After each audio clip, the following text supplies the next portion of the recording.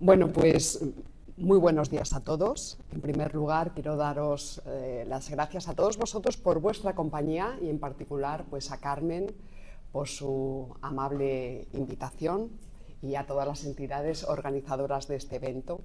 Así que eso para empezar. Y luego ustedes han visto que es que he venido de casualidad vestida de cardenal. Alguien me trae dos. Pues porque vamos a hablar de un insigne. Así. Ay, espera. A ver, así. Bueno, pues me voy a poner así. De un insigne burgalés. Desconocido. Yo había oído hablar algo de él, pero desde luego estos días, preparando la conferencia, pues es un personaje realmente extraordinario y que además nos abre la posibilidad de hablar de muchas cuestiones. Quien conozca el canal de YouTube de Fortunata y Jacinta, ya sabéis que yo abordo los temas desde la filosofía de la historia y filosofía política. Así que algo meteré, pero no se asusten ustedes porque va a ser todo, creo, muy fácil de comprender. Pero vamos a empezar en plan CSI. Entonces nos vamos a situar en el año 2000. En ese momento se descubren unos restos óseos en una de las 3 tumbas que están situadas en las ruinas de la Catedral de León Viejo, en Nicaragua. Bueno, pues se inician los análisis y el informe forense dictamina que se trata de los restos de un hombre de entre 50 y 55 años que había sido víctima de una muerte violenta, traumática, a causa de múltiples fracturas que le llegan a generar desviaciones de la columna brutales y lesiones viscerales que provocaron sangrados masivos.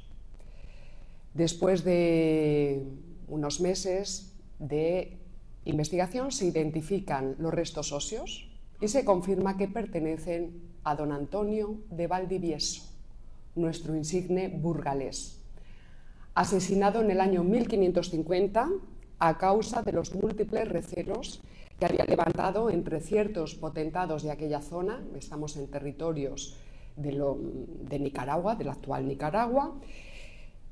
Él había ido con un mandato específico por parte de Carlos I, que era implantar en aquellos territorios las leyes nuevas o nuevas leyes, que recordemos que son del año 1542. Entonces vamos a ir poco a poco penetrando cómo es posible que este señor, encomendado desde las más altas instancias, terminara brutalmente asesinado y que además pues, su cuerpo generó luego muchas leyendas, toda esta cuestión de su asesinato sacrílego, y se tardó muchísimos años, 450 años, en identificar dónde había sido sepultado, porque se temía que hubiera ensañamiento con su cuerpo después del asesinato, o también enaltecimiento.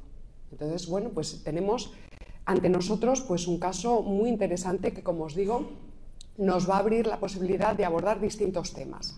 Uno de ellos es el siguiente, y es que a lo largo de la acción histórica que España lleva a cabo en América, vamos a ver constantemente que están coordinados 2 elementos continuamente, que son trono y altar. Trono y altar. O sea, corona e iglesia, es decir, política y religión.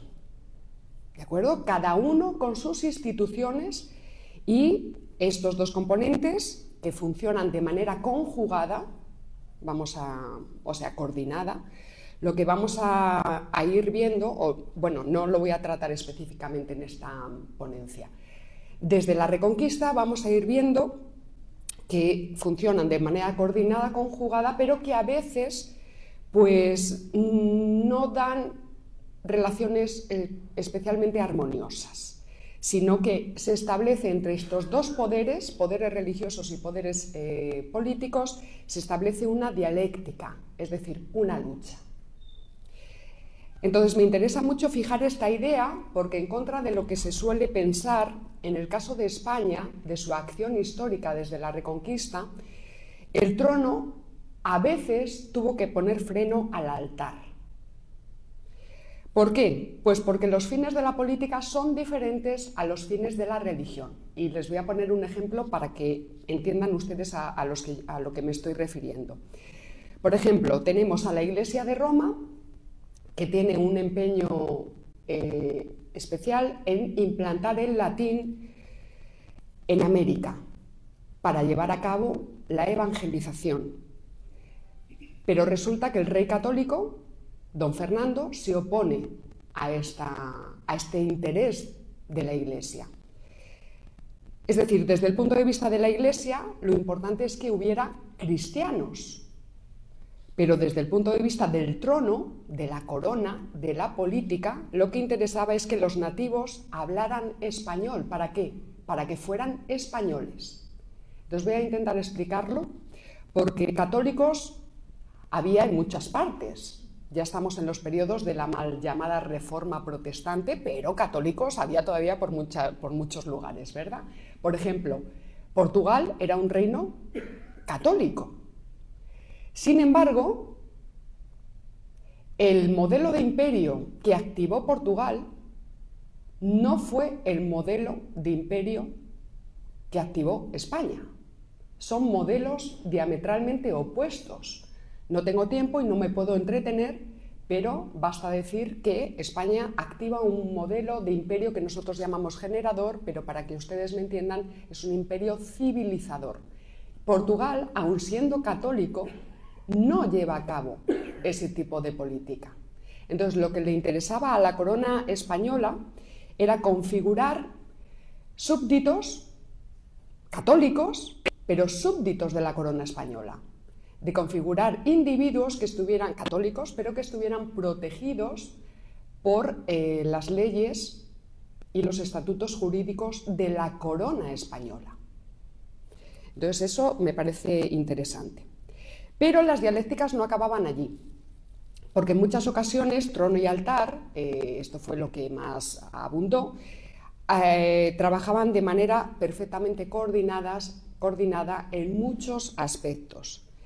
Y lo que ocurría, como la política es complejísima, pues lo que ocurría es que en muchas ocasiones trono y altar tuvieron que unir sus fuerzas para embridar y controlar a individuos o a grupos que trataban de defender sus propios intereses particularistas. Y ese es uno de los casos que vamos a tratar justo hoy. Tengo aquí señalado una cuestión, y es que cuando alguien trata de desacreditar al Imperio Español o a la acción histórica de España en América, sobre todo cuando lo intenta hacer con argumentos groseros, que es que hay veces que da muchísima vergüenza, de verdad. Bueno, pues yo generalmente les digo, yo primero les digo, funden ustedes un canal de YouTube, porque, claro, te lanzan diatribas de todo tipo. Y luego les digo, y además funden ustedes un imperio, a ver qué hacen. Funden ustedes un imperio, pero no funden un imperio cualquiera, sino un imperio generador, un imperio civilizador, como fue el español. Porque resulta que gobernar bien es una tarea dificilísima. Gobernar bien no es solamente hacer propaganda. Parece que estamos ahora mismo sumidos en esas luchas por el relato, ¿verdad? Bueno, pues casi diríamos que eso es justo la definición de gobernar mal. En política se dan constantemente dialécticas, tanto internas como externas, y estas dialécticas son múltiples, son constantes, están constantemente transformándose. Son luchas entre individuos, entre grupos e instituciones. Y lo que tiene que hacer el buen gobernante es tratar de conseguir algún tipo de estabilidad, que consiga embridar todas esas pasiones o intereses personales o particulares. Más teniendo en cuenta que los territorios sobre los que vamos a hablar hoy son inmensos territorios que quedaban muy lejos unos de otros, pero también quedaban lejísimos de la España peninsular, y todo eso dificultó el aterrizaje de las instituciones en aquellos primeros y duros años de la conquista. Ya sabemos que muchos de los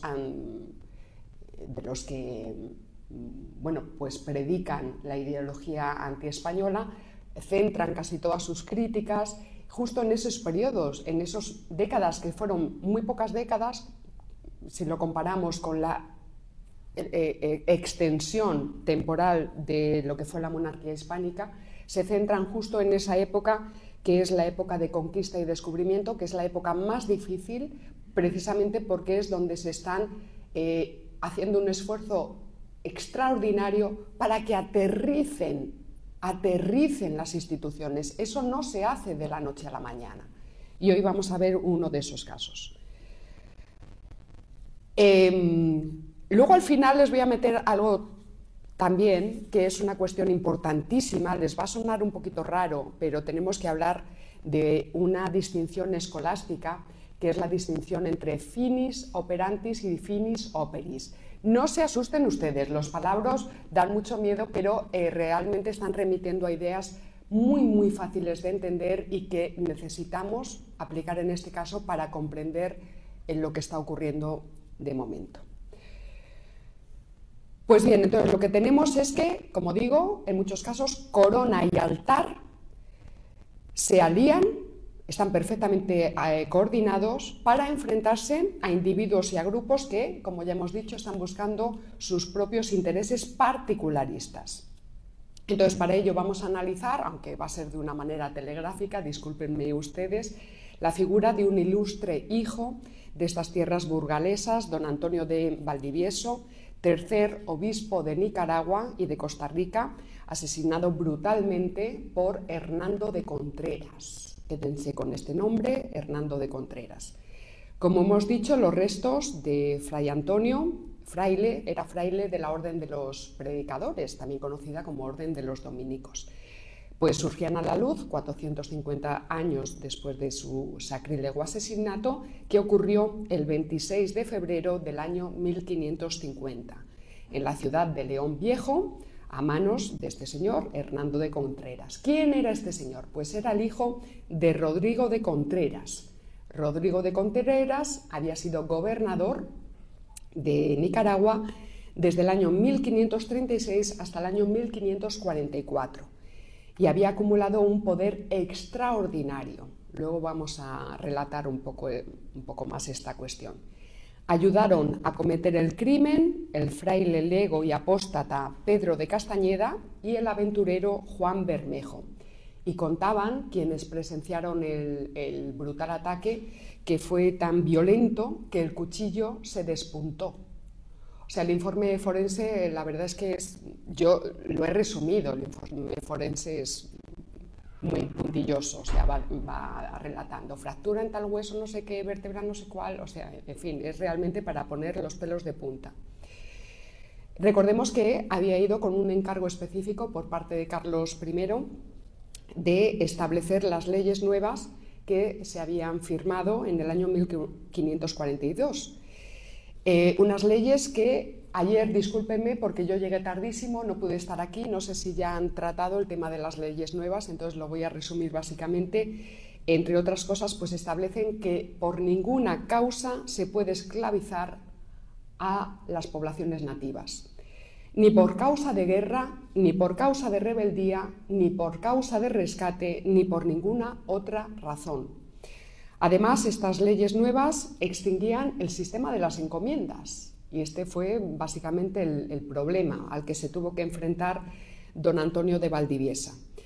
¿Por qué? Porque esta extinción, la extinción de esta institución, que por otro lado creo que ya lo tratasteis, pues realmente la institución de la encomienda tenía unos fines que podríamos valorar como en sí mismos unos fines en la intención pues positivos, interesantes, pero evidentemente luego cuando estas instituciones caen en determinadas manos y en determinados intereses particularistas de individuos o grupos, pues se pueden llegar a corromper o a pervertir. Eso es lo que ocurrió en muchos casos, potentados que se resistían a la implantación de esta prohibición de las encomiendas.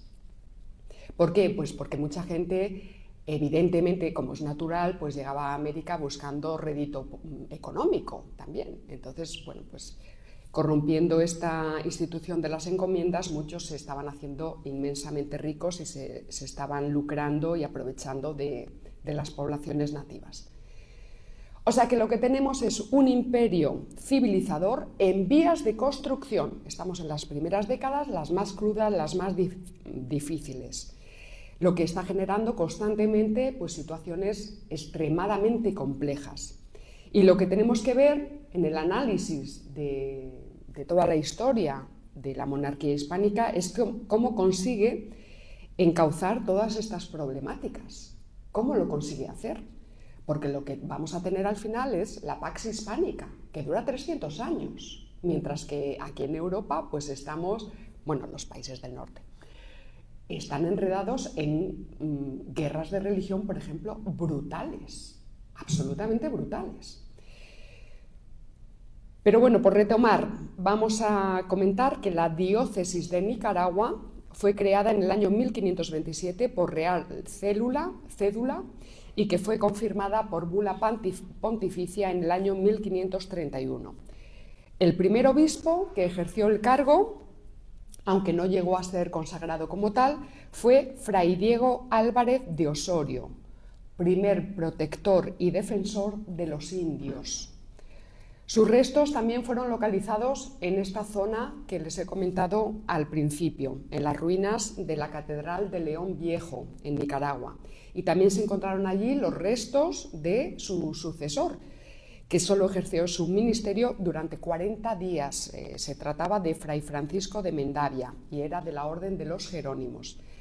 Bueno, pues estos dos señores también se tuvieron que enfrentar a la familia Contreras. Y evidentemente llega el obispo Valdivieso y hereda lo que está allí, es decir, vuelve a tener como súper y archienemigo a esta poderosísima familia Contreras. Antonio de Valdivieso era natural de Villahermosa, una pequeña ciudad de Burgos. Muy joven ingresó en la Orden de Santo Domingo y en marzo de 1543 fue nombrado por el emperador Carlos V tercer obispo de Nicaragua y Costa Rica. Este cargo pues, tardaría unos meses en ser confirmado por las bulas pontificias. Eso se consigue en febrero del año 1544. De manera que en la primavera de ese año, don Antonio llega a las tierras de Nicaragua en compañía de su madre, Catalina Álvarez, y de su hermana.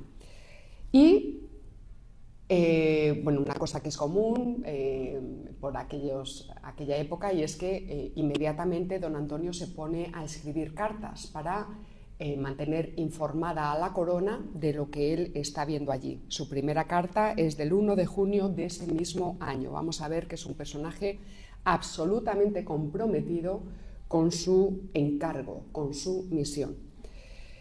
Por aquellas fechas llegaba también a León Viejo el oidor especial y juez de residencia Diego de Herrera, que plantea, hace una toma de residencia al que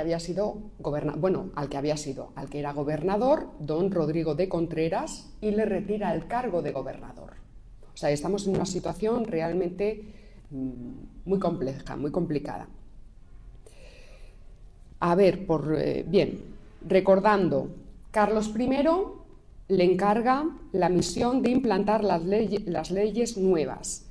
Yo tengo aquí hecha, pero bueno, yo creo que voy a ir un poquito rápido, porque yo tenía aquí, pues, por ejemplo, para que recordáramos que la primera ley de Indias se dicta en Barcelona en el año 1493, en el momento en el que Colón regresa de su primer viaje a las Indias.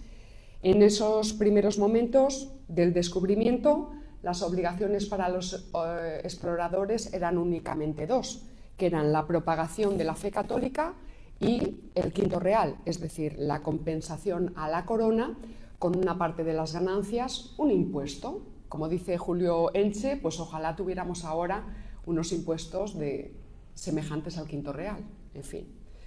Poco a poco, a medida que va avanzando la obra de descubrimiento, exploración, conquista y acción civilizatoria en aquellos territorios, se va configurando el derecho indiano, que va incorporando reales cédulas, reales órdenes pragmáticas, provisiones, autos, resoluciones, sentencias e incluso cartas que constituyen mandatos específicos de obligado cumplimiento. En las instrucciones regias del año 1493 ya consta el mandato de tratar muy bien y amorosamente a los dichos indios, y si alguno incumpliera este precepto, ordenaban los reyes que se le castigara mucho. Eso está ya inmediatamente, es el año 1493. Entonces, esto lo quiero traer porque hay que dejar claro en todo momento que los atropellos y los excesos que se cometían en la América española se cometían al margen de la ley. Esto luego lo voy a enganchar con lo de los finis operis y los finis operantis. Se castigan al margen de la ley. No formaban parte de la política de la corona española. Y siempre que fue posible, porque ya hemos visto la dificultad, aunque solo fuera por extensión, ¿verdad?, de territorios, siempre que fue posible, pues los infractores fueron perseguidos y castigados. Por tanto, tenemos estas instrucciones del año 1493, tenemos el conocidísimo testamento de Isabel la Católica, donde suplica a su esposo y ordena a su hija, Juana I, y a su esposo, Felipe el Hermoso, lo mismo, pues que traten bien a las poblaciones nativas y que si han recibido algún agravio, que lo remedien. En el año 1512, las célebres leyes de Burgos, denominadas, esto para que quede bien claro, leyes de Burgos denominadas reales ordenanzas dadas para el buen regimiento y tratamiento de los indios. Estas leyes son muy ricas, pero entre otras cosas establecen la naturaleza jurídica del indio como hombre libre con todos sus derechos de propiedad. Esta es una controversia que se está gestando en aquellos años por la superélite filosófica, jurídica y teológica de la época. Es el reconocimiento del indio como el otorgamiento de la dignidad de persona a los indios, es decir, no los consideran como infrahumanos, sino que los reconocen como hijos de Dios, hermanos en Cristo, a través de la figura de Dios Padre. Aquí vemos, ¿verdad?, la institución de la religión, cómo está coordinándose con la política. Son hombres, son personas humanas, dignidad de persona es una cuestión muy importante porque esa dignidad de persona no se le va a otorgar ni a reconocer en otros territorios y en otros formatos de imperio. ¿De acuerdo? Entonces aquí estamos viendo dignidad de persona, ¿qué hace la corona? ¿De acuerdo? Entonces estatuto como súbdito. O sea, si no son infrahumanos, pues entonces son como uno de Cuenca. Así que súbditos de la corona. ¿Ven la coordinación, verdad? Es decir, en aquellos durísimos años de la conquista lo que tenemos es a la superélite política, jurídica y teológica de la época. Las gentes mejor preparadas de la cristiandad, la vanguardia intelectual, cultural y espiritual de la Europa de aquellos siglos. Están redactando el primer código jurídico universal para los pobladores de América. Y también tenemos a unos gobernantes, ¿verdad?, que se están comprometiendo a implantar estos códigos en todas las estructuras políticas y sociales del Estado. Este código jurídico seguiría ampliándose y perfeccionándose de forma continuada. Basta recordar pues, que tras la aprobación de las leyes de Burgos, 1512, pues viene luego la ordenanza de Valladolid del año 1513. En 1514 tenemos a Fernando el Católico dictando orden real por la que se valida la política de fusión racial, es decir, matrimonios interraciales, para legitimar la descendencia de esos matrimonios. Esto es una cosa absolutamente de vanguardia total y absoluta. De hecho, fue tan novedosa que fue incomprendida por muchísima gente de la época. Por ejemplo, la interpretación que se hizo desde la Europa del Norte, por cierto, no se llamaba Europa, está empezando ahí, se llamaba la cristiandad. la cristiandad con mayúsculas, porque lo que tenía, bueno, aquí ya está cambiando, sobre todo con Lutero, se empieza a cambiar la cristiandad frente al Islam precisamente por el nombre mitológico de Europa. Bueno, pues estos países del norte van a interpretar esto de la fusión racial como una transgresión contra la pureza moral, contra la pureza racial y un atropello a la higiene moral. O sea, es que es una cosa de absoluta novedad y, por tanto, al adelantarse en muchos de estos cuestiones y problemas, pues mucha gente no lo comprendió. Era como una revolución conceptual para muchísima gente. Tengo también aquí señalado que pues la prohibición de esclavizar al vencido la hace Isabel la Católica. Esta es la primera vez que ocurre. O sea que, y luego con Carlos, con Carlos se vuelve a parar la conquista para ver si es legítima desde el punto de vista moral. ¿Por qué? Porque lo que tenemos es a la otra parte de la cosa, que es la Iglesia, que está diciendo esto es moral desde el punto de vista católico, y entonces ahí se para la política y dice, vamos a ver, venga, que lo discutan los expertos. Bueno, es muy interesante esta coordinación entre trono y altar. Y no olvidemos que la esclavitud formaba parte de las estructuras socioeconómicas convencionales de la época, o sea, estaba inserto en todas las estructuras, en la propia América prehispánica, en el Islam, por ejemplo. O sea, en Lepanto se liberan 15.000 esclavos cristianos, y estamos hablando ya de décadas después. Pues bien, como el Imperio Español no era un ente angelical caído del cielo, pues constantemente llegaban a la corona quejas de los abusos cometidos en las Indias. De manera que hubo que organizar una nueva junta para tratar de reconducir la situación, y en 1542 se promulgan las leyes nuevas. En este punto ya he perdido de vista a Julio Elche, aquí le tengo, porque Julio, quiero aprovechar la situación. Julio acaba de sacar un libro fantástico. Es un libro especializado precisamente, el título son Las leyes de Indias, está publicado por la editorial Gadir. Y es un libro que recorre y analiza pues este ingente conjunto de normas jurídicas que regularon la obra histórica de España en América durante 300 años. Tengo recogida la cita de Menéndez Pidal, que lo llama monumento precioso y que lamentablemente pues, es prácticamente desconocido. Por el ciudadano medio, por supuestísimo, pero es que lo más lamentable es que es desconocido por muchos profesionales del derecho y por muchos historiadores.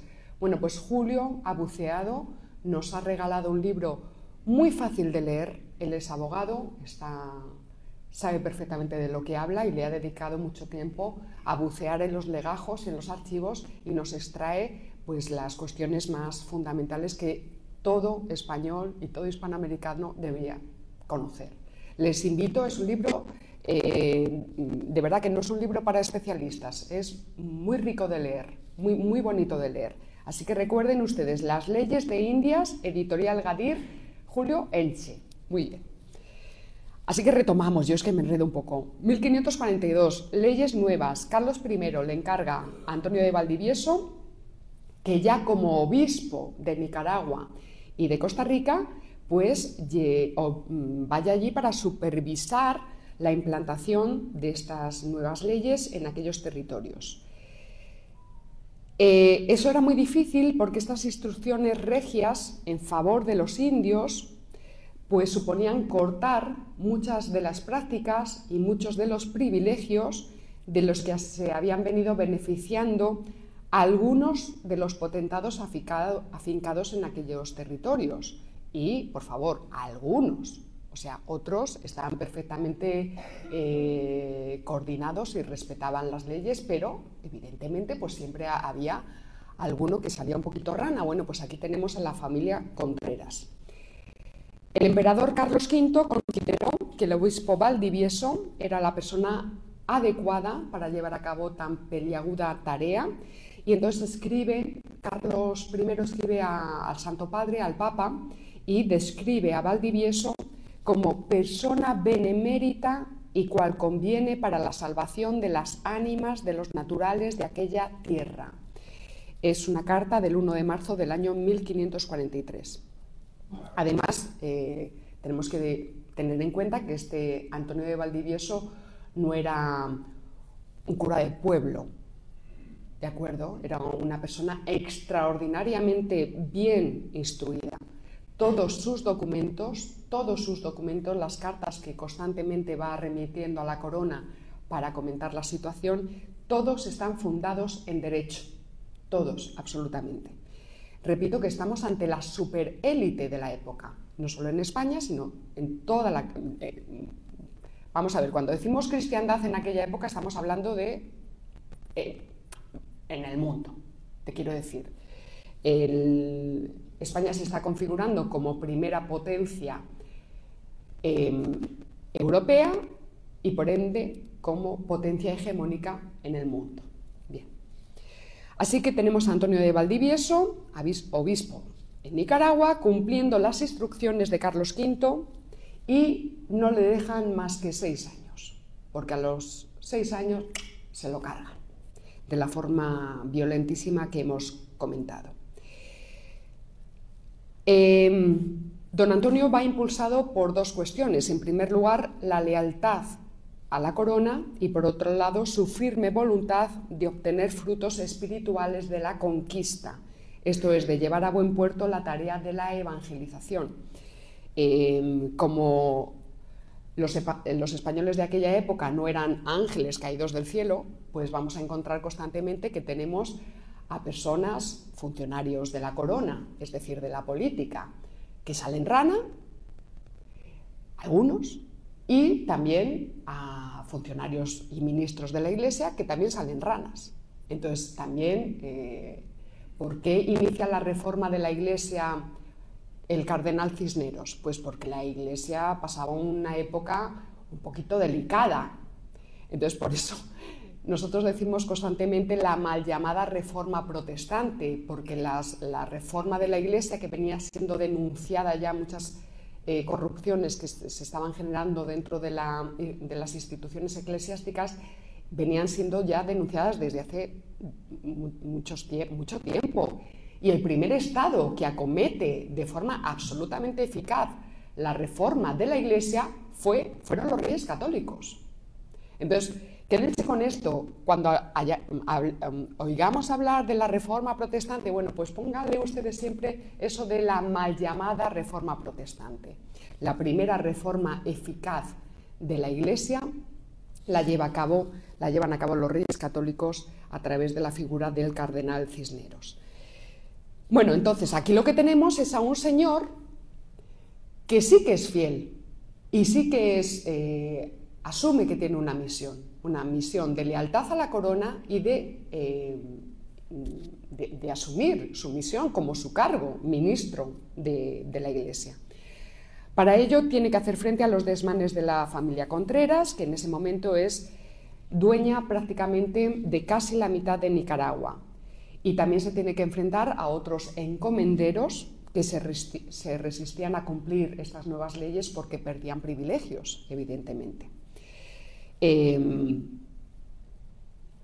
Vale, aquí voy a saltarme algunas cosas. Lo tengo así, me estoy dando cuenta de que lo tengo así un poco como cada cosa por su sitio. No, vamos a ver, sí, tengo aquí un pequeño... Vamos a ver quién era este Rodrigo de Contreras. Rodrigo de Contreras, el de la superfamilia de potentados. Había nacido en Segovia en el año 1502. Había llegado a América como conquistador y explorador. Y, como hemos dicho, desde 1532 hasta 1544, pues se desempeña como gobernador de Nicaragua. Se había casado con doña María de Peñalosa, que era hija de Pedrarías Dávila, que había sido el anterior gobernador de Nicaragua. Entonces, al casarse, a través de ese matrimonio, lo que consigue don Rodrigo de Contreras es acumular un poder cada vez más gigante. Hereda los cuantiosos bienes de su suegro y eso le va a convertir inmediatamente, pues, en aquella época en uno de los personajes más poderosos de la América Central. Como siempre sabemos, pues esta gente con mucho poder también hereda riquezas, hereda privilegios, pero también hereda enemigos. Entonces, esta cuestión también hay que tenerla. Aquí es una lucha permanente. La política pues eso, que no estamos hablando de ángeles caídos del cielo.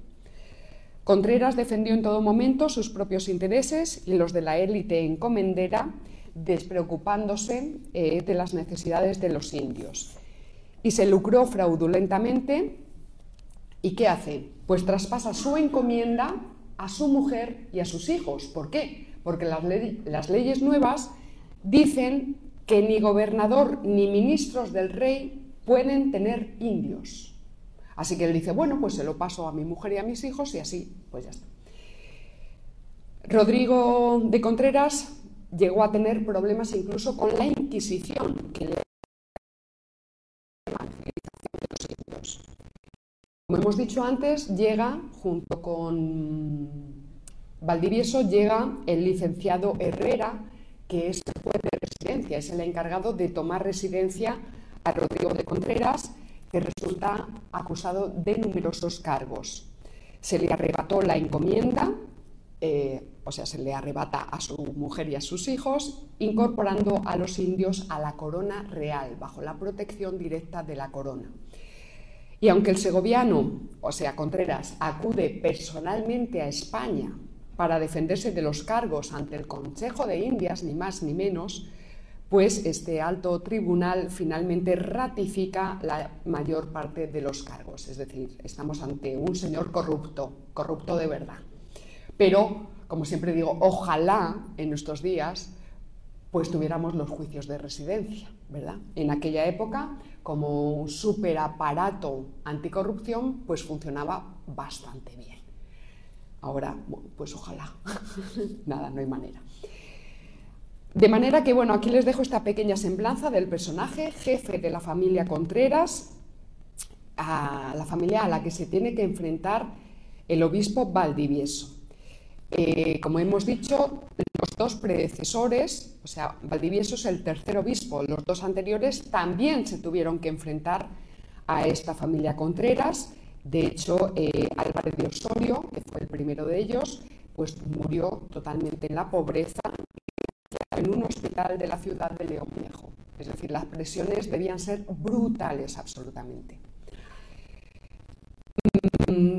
Valdivieso, en las cartas que va remitiendo al rey, deja constantemente claro que él percibe el peligro, pero que además percibe el peligro de muerte. Su primera carta, como les decía, es del 1 de junio del año 44 y allí dice, a ver, está en castellano un poquito difícil de leer: hallé la tierra inquieta a causa de las pasiones viejas entre Rodrigo de Contreras, que a la sazón gobierna, y el tesorero Pedro de los Ríos, su yerno, estos de una parte. Y luego la inquietud venía porque estaban enfrentados a los vecinos de la tierra, es decir, pues los pobladores, la gente normal. Como los causadores de esto se han visto señores de todo, no pueden sufrir que ninguna cosa de ello se haga contra su voluntad. Es decir, cuando llegan los obispos con órdenes expresas de poner orden, esta gente se rebela y no lo permiten. Bueno, en otro texto, Valdivieso afirma: el obispo no solo es para tener mitra y rentas, sino para usar jurisdicción, corregir vicios y fundar virtudes, y remediar las opresiones que se hacen a sus ovejas. Y cuando no pueda hacer esto, está obligado a dejar su oficio para otro. Él no lo deja y lo asesina. Entonces aquí vean la categoría moral que tenemos cuando estamos hablando de don Antonio de Valdivieso. A lo largo de todas sus cartas se van viendo perfectamente cómo describe, es una crónica personal absolutamente descarnada, describe ese momento dificilísimo de aterrizaje de las instituciones. Le preocupa desde el primer momento la desvergüenza con que algunos cargos públicos, es decir, corona, tratan a los representantes de la Iglesia y la impunidad con que se cometen atropellos. Con ello no solo se impedía el cumplimiento de la ley, sino también, y lo que para él era más grave, le pesaba muchísimo, le genera muchísimo conflicto moral, la posibilidad de obtener frutos espirituales y de llevar a buen puerto la evangelización. Y dice: porque esta situación los aniquila, es decir, aniquila a las poblaciones indígenas. Y nefandamente contra la justicia sojuzgados, los indios son impedidos y estorbados en la doctrina de nuestra santa fe católica y de conocer a su Creador, que es el fin y causa final con que los reyes de Castilla y León tienen estas tierras. El fin de la evangelización. Claro, él está hablando desde esa institución, él está hablando desde la Iglesia. El fin de la corona es, sí, cristianos católicos, pero también españoles, ¿de acuerdo? Podía haberse conformado don Antonio pues con hacer la vista gorda, pero él va a repetir constantemente en sus cartas que su misión es corregir vicios y plantar virtudes, corregir vicios y plantar virtudes. Y continuaba: porque yo acepté el obispado para merecer más y no para perder mi alma. Qué bonito, por favor. Tenemos a un hombre, a un buen hombre, consagrado en cuerpo y alma en su misión evangelizadora. Por ello tampoco puede descuidar el desarrollo de una actividad pastoral y va a urgir también a otros religiosos, porque él ve que la corrupción, ya sabemos cómo es esto, es como una peste. La corrupción está anegando también a muchos de los religiosos que están en aquel territorio específicamente. Entonces escribe, una de las cosas, todo esto se lo está escribiendo a Carlos I de España, V del Sacro Imperio, ¿de acuerdo? A ver, ¿cómo era? Una de las cosas que han dado causa a las alteraciones de esta provincia ha sido el mal ejemplo de los clérigos y religiosos que en ella han estado. Al menos en 2 cédulas reales se le insta al obispo a intervenir en las actividades y comportamiento de los frailes mercedarios. Una de estas cédulas, es difícil, está firmada directamente por el príncipe Felipe, luego ya Felipe II. El propio príncipe le exhorta a que impida que los mercedarios tengan indias en sus casas, ni por vía de naboría, ahora vamos a hablar, naboría, ni por otra color, o sea, por ninguna causa, para evitar malos ejemplos. Yo creo que aquí es que eran muy discretos, pero malos ejemplos yo creo que a lo mejor es que había también algo de corrupción carnal. Vía de naboría. ¿A qué hacía referencia? Yo voy a resumir muchísimo, más o menos para que ustedes me entiendan.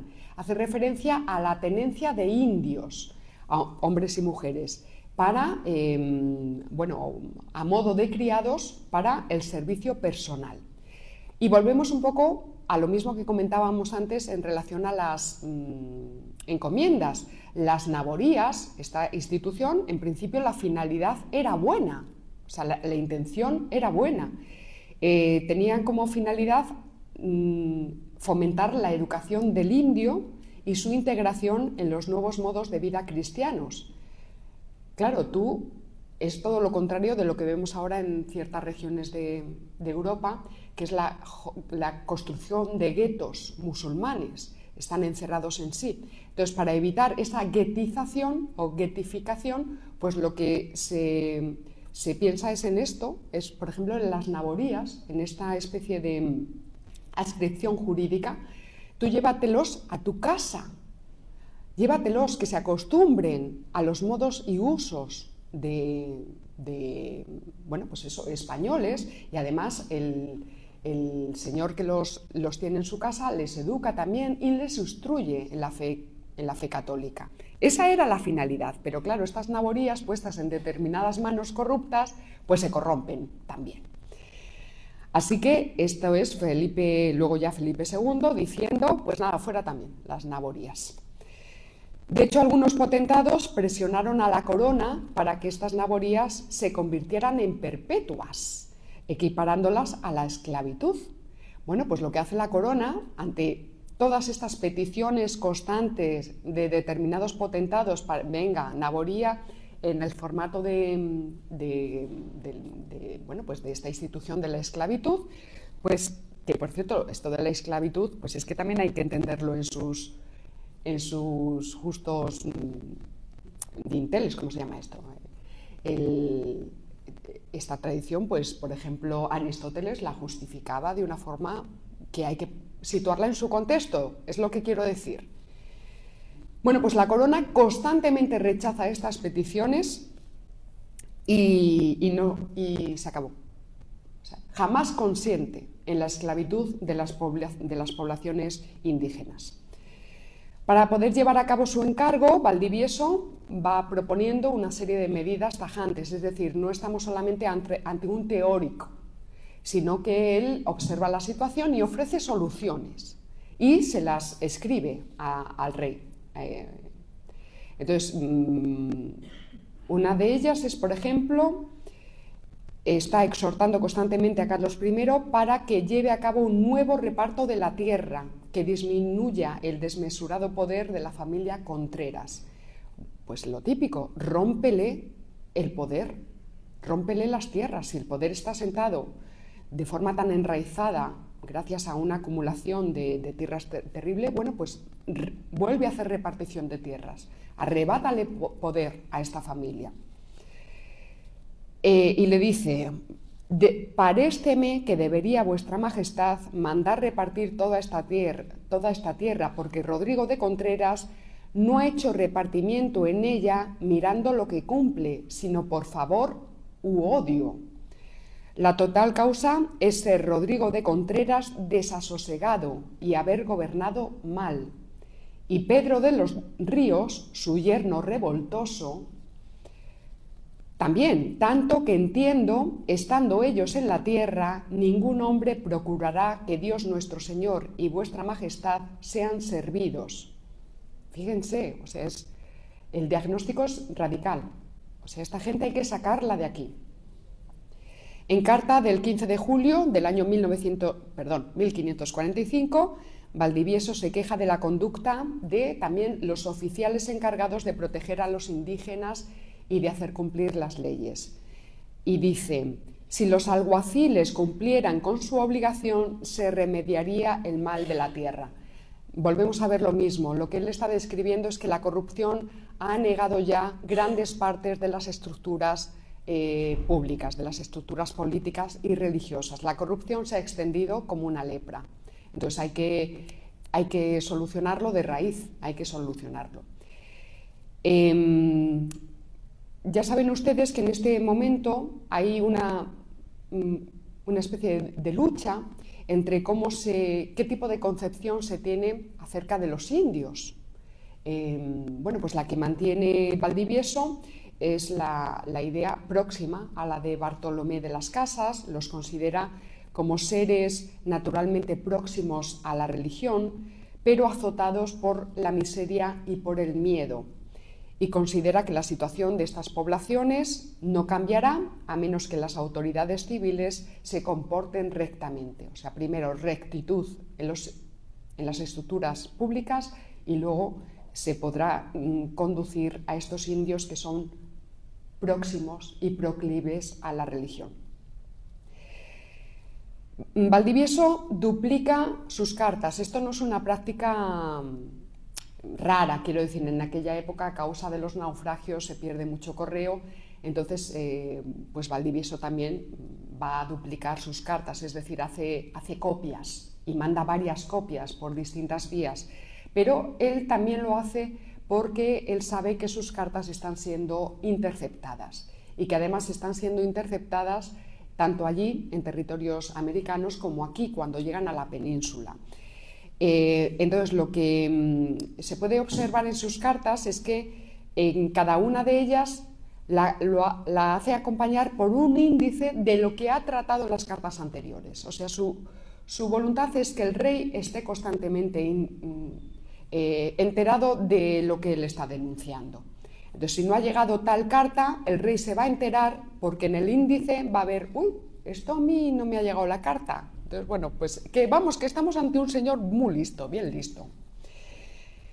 Estando Valdivieso en una localidad de la actual Honduras, una localidad que lleva el preciosísimo nombre de Gracias a Dios, pues estando allí tiene noticia del asesinato del juez eclesiástico que él había dejado en Nicaragua, al que habían dado 6 cuchilladas de muerte como advertencia al propio Valdivieso. O sea, la cosa está que trina. Pero nuestro obispo no se amedrenta y sigue encausando y excomulgando a quienes atentaban contra la justicia y contra la moral católicas. Muchos de estos señores excomulgados, evidentemente, elevan quejas a Carlos I. Y llega un momento, hay por ahí una carta en la que Carlos le escribe a Valdivieso y le pide un poquito de mano izquierda. Ahí vamos a ver, la política tiene sus propios fines y la religión tiene otros fines. Entonces hay veces que va a haber descoordinación. Carlos, de alguna manera, también entiende los intereses de estos potentados. Entonces, en algún momento le dice a Valdivieso, bueno, mira a ver si tal y cual, pero Valdivieso, la tensión se va acrecentando de forma inquietante hasta el punto de que en carta fechada el 8 de marzo del año 44, el obispo Valdivieso expresa abiertamente que su misión de hacer cumplir la ley civil y religiosa está poniendo en peligro su propia vida. Acaba de llegar a Nicaragua. Dice, Inquisición no se ha de mentar en esta tierra, y en entrando en ella me enviaron a decir que si entendía en cosa de Inquisición o lo pensaba, me darían de puñaladas, y hubo ya gente armada para venírmelas a dar, porque hay delitos harto feos a ver. Y así dice que es menos matar al obispo que no verse castigar por Inquisición. O sea, están amenazando que si aquí me traen investigaciones de lo que yo estoy haciendo aquí en estas tierras, cuchillada al canto y se acabó. Por cierto, vamos a recordar que la Inquisición no tenía jurisdicción sobre los indios. Actuaba en este momento contra los delitos cometidos por los españoles asentados en aquellos territorios y que incumplían las leyes de la Iglesia. Valdivieso, pese a las grandes dificultades que debió enfrentar durante esos 6 años que le dejaron de ministerio episcopal, no abandonó en ningún momento a sus ovejas y especialmente a los indios, pero a sus ovejas. Allí había mucha más población, evidentemente, y no todos eran potentados corruptos.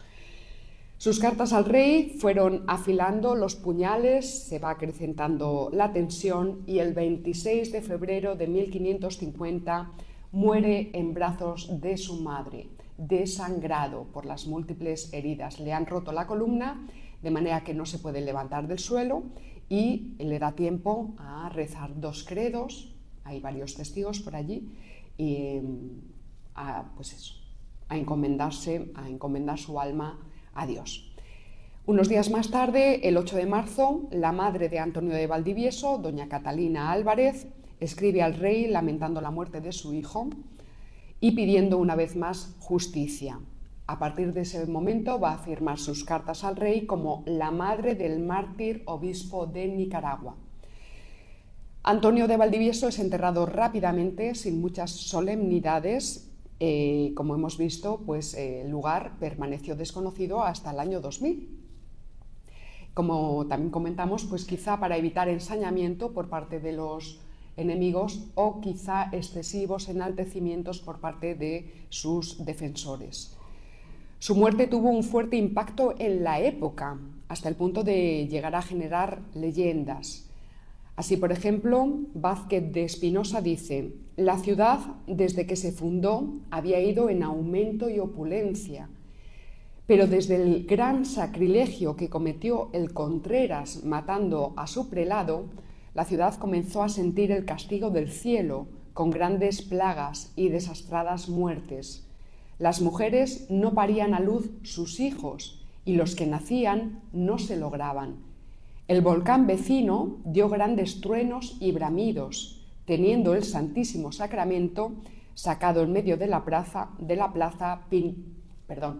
pidiendo a Dios misericordia y que aplazase su justa ira, que para aplacarla dejarían aquel lugar maldito, donde tan gran homicidio y sacrilegio se había cometido, matando violentamente a su prelado y pastor.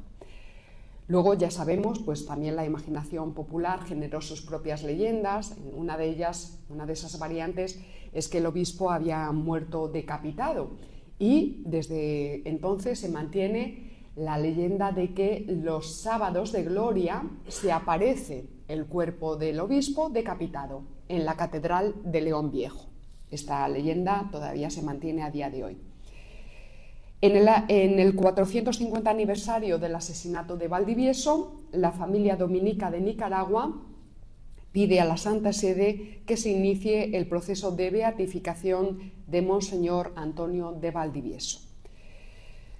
Bueno, ya voy terminando, pero aquí quería hablarles de esto que he comentado, de los finis operis y de los finis operantis. Entonces, muchos de los detractores de la acción del Imperio Español en América suelen argumentar, esto lo hemos hablado recientemente con Julio Enche en mi canal de YouTube, ¿verdad? Ustedes están acostumbrados a que mucha gente dice, sí, vale, muy bien, las leyes estaban ahí, pero es que no se cumplían. O eran papel mojado. Estaban ahí, sí, pero bueno. Este es uno de los argumentos más groseros, pero también más extendidos. Pues bien, siguiendo a Gustavo Bueno, que es mi maestro, nosotros tenemos que hacer esta distinción: finis operis y finis operantis. Es una distinción escolástica importantísima para aplicar en este caso, pero en muchísimos otros. Por ejemplo, yo vengo del gremio de las artes plásticas. Bueno, pues para el análisis de una obra, por ejemplo, de una pintura, esta distinción también es fundamental y es muy fácil de entender. Los finis operantis hacen referencia a las motivaciones psicológicas, a las motivaciones subjetivas, privadas, de los sujetos implicados, en este caso, en el descubrimiento y conquista de América, sus intenciones personales. Mientras que los finis operis remiten ya a los resultados objetivos de dicho descubrimiento y conquista. Para que me entiendan ustedes, en pintura, yo como pintora, mis finis operantis pueden ser hacer la mejor obra de arte del mundo, para alabar el glorioso Imperio Español, por ejemplo. Pero lo que va a importar realmente es el resultado final. Los resultados rastreables, objetivos, a lo que han dado lugar esos fines operantes. Entonces, el cuadro en sí, cuando hayan pasado muchos siglos, yo ya me haya muerto, nadie se acuerde de mi nombre, pero la obra esté, lo que va a valorarse y tiene que valorarse no es lo que yo pretendiera hacer, sino lo que realmente yo conseguí hacer. Entonces, finis operantis, mis intenciones individuales, privadas, personales. Finis operis, lo que realmente importa, resultados objetivos. Pues en el Imperio Español tenemos que hacer lo mismo. Entonces, si había algunos españoles particulares que llegaban a América con sus propios intereses, pues por ejemplo por espíritu aventurero, o para lograr fama, o para enriquecerse, bueno, pues eso queda en la interioridad de esos sujetos. Finis operantis. Lo importante o trascendente son los finis operis, es decir, el resultado objetivo de las diversas operaciones que los españoles en su conjunto, ya teniendo en cuenta los españoles de allí, de las Españas, llevan a cabo a lo largo de los siglos. Es decir, los finis operis ya son supraindividuales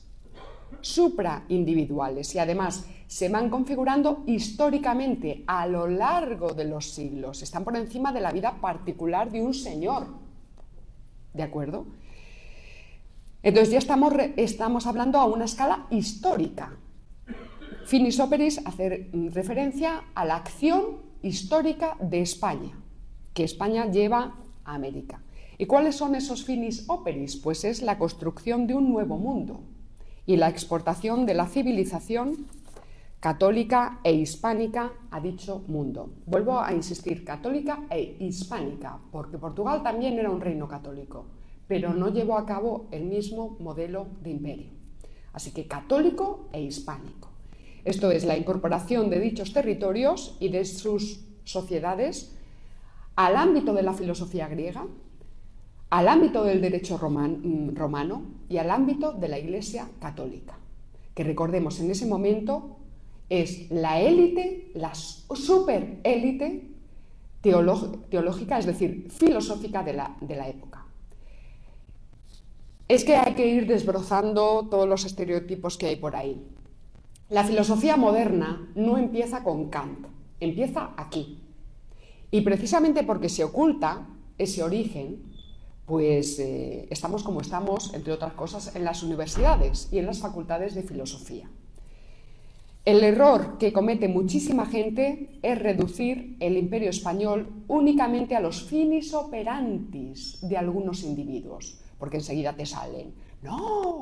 Porque, ¿qué es lo que están haciendo? Se están fijando en los ejemplos de rapacidad individuales. Evidentemente hubo ejemplos de rapacidad. Acabamos de dedicar no sé cuánto tiempo llevo, a un señor súper corrupto. Pero lo que estamos viendo es que constantemente las instituciones políticas y religiosas están intentando corregir esa corrupción. Y este error de detenerse en los finis operantis del individuo lo cometen muchísima gente del vulgo no despreciativo, del vulgo, como lo decía Unamuno, el vulgo, pues la gente del común, nosotros. Lo cometen historiadores, lo cometen superespecialistas, lo comete un señor superventas como es Harari, que está constantemente diciendo, no, pero es que mira lo que hizo fulanito de tal. Claro, si nos vamos a los finis operantis vamos a ver monstruosidades constantemente. Pero lo que nosotros tenemos que ver son los finis operis. Entonces, para entender al Imperio Español o al Imperio Romano y muchos otros, porque podría yo también aquí hablar del propio califato o omeya o, por ejemplo, de la Unión Soviética. Vamos a ver que para poder llegar a comprender estas realidades, no podemos conformarnos con hacer listas con los casos de rapacidad de los individuos particulares que buscaban su propio interés, sino que tenemos que ver la diferencia a escala o a nivel sistemático. ¿Hubo depredación? Pues por supuesto que la hubo, porque somos, y los españoles también, seres humanos, no somos ángeles caídos del cielo. Pero dicha depredación logró ser canalizada gracias a la visión superior defendida, entre otros, por Francisco de Vitoria o por Domingo de Soto en la Escuela de Salamanca. Una visión que fue institucionalizada por la corona y que dio lugar, como hemos dicho al principio, a la Pax Hispánica, que duró 300 años. Y a mí me parece que no es moco de pavo. Así que yo creo que se ha entendido bien y yo ya he terminado.